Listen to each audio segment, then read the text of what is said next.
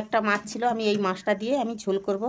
এই পমপ্লেট মাছ একটা, ইলিশ মাছ, সাকি মাছ আর ডিম দিয়ে সব রকম মাছ দিয়ে আমি একটা ঝোল বানাবো। তার জন্য আমি মাছটা অল্প করে লবণ দিয়ে দেব। লবণ মাখানো ছিল যেহেতু, তবু আমি একটু লবণ মাখিয়ে দেব, মাছটা ফ্রিজে ছিল তো।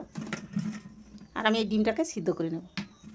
আমি আলুগুলোকে এইরকম কেটে নিয়েছি লম্বা লম্বা করে, আর এই টমেটো দেব, দিয়ে আমি ঝোল বানাবো। কড়াইতে তেল গরম হয়ে গিয়েছে, আমি মাছটা দিয়ে দেব।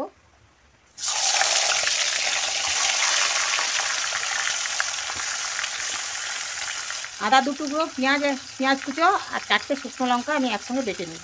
আর এই মশলাটাও বেটে নেব, পোস্ত, জিরা, ধনা, সরষা আর কালো জিরে একসঙ্গে আমি বেটে নেব। মাছটা উল্টিয়ে দেব।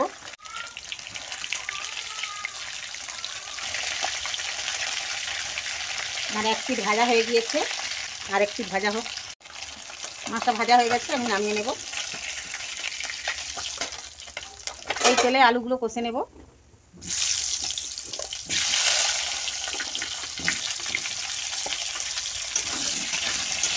লবণ দেব 1/2 চামচের মতো, অল্প একটু হলুদ দেবো।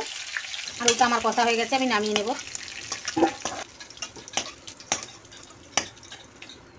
ওই তেলে আমি কালো জিরে ফোড়ন দেব, আর একটা তেজপাতা আর একটা লঙ্কা, পাকা কাঁচা লঙ্কা আমি ফোড়নে দিলাম। পেঁয়াজ কুচানো দেব, আদা বাটা দিলাম, আর টমেটো কুচানোগুলো দিয়ে দিলাম। আমি 1 চামচের মতো আদা বাটা দিলাম। লবণ দিয়ে দিলাম, পরিমাণ মতো লবণটাই দিয়ে দিলাম। এখন দিলাম কেন, টমেটোটা যাতে গলে যায়, সেজন্য আমি টমেটোর সঙ্গে লবণটা দিয়ে দিলাম। হলুদ দেবো, ছোটো চামচের 1 চামচ হলুদ দিয়েছি। টমেটোটা গলে এসছে, কষে রাখা আলুগুলো দিয়ে দেবো। কাশ্মীরি লঙ্কা গুঁড়ো দিলাম 1 চামচ পরিমাণে, আর বেটে রাখা মশলাটাও দিয়ে দিলাম। মশলা ধোয়া জলটা দিয়ে দিলাম, 2 বাটি জল দিলাম। ফুটতে থাকুক, আমি ঢাকনা দিয়ে দেবো।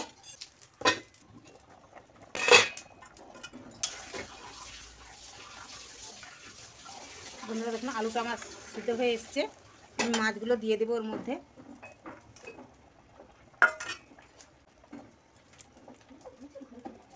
বন্ধুরা, আমার এই মাছের ঝোলের রেসিপিটা যদি আপনাদের ভালো লেগে থাকে, প্লিজ লাইক, কমেন্ট, শেয়ার করবেন। আর আমার চ্যানেলে যদি আপনারা নতুন হয়ে থাকেন, তাহলে অতি অবশ্যই সাবস্ক্রাইব করতে ভুলবেন না। দেখুন বন্ধুরা, আমার আলুগুলো সিদ্ধ হয়ে গেছে, আলুটা সিদ্ধ হয়ে গেছে, তরকারির কালারটাও কত সুন্দর হয়েছে। দেখুন আমার এই মাছের ঝোলটা হয়ে গেছে, আমি নামিয়ে নেব।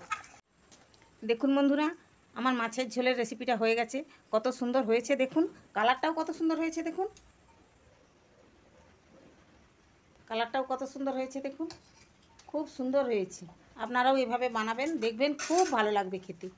আজকে রাখছি, আবার পরের ভিডিওয়ে দেখা হবে। ধন্যবাদ।